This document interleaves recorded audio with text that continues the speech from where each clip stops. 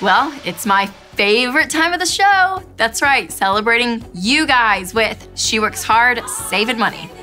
Sarah said, as soon as we finished baby step 3, we started an international adoption, and now we help others adopt. I started a group to help people come up with adoption fundraising ideas. So great, Sarah, I love that. Cassandra said we had mismatched hand-me-down furniture for 10 years.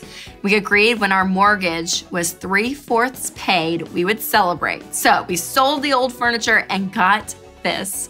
It makes me so happy to have furniture that matches, and I know nothing will compare to that paid off mortgage in 2019. So awesome, Cassandra. Kelsey said, 3 years ago, my dad graciously gifted my husband and myself with our honeymoon hotel in Maui. My dad travels all the time for business, so he's saved up quite a few hotel rewards from his business trips. Plus, he's gone through FPU with my mom.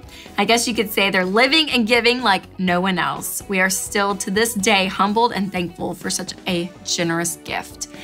I love that, you guys. You guys are killing it. So remember, if you want to post on social what you are saving up for or how you're working to save money, post a picture and put She Works Hard, Saving Money as the hashtag.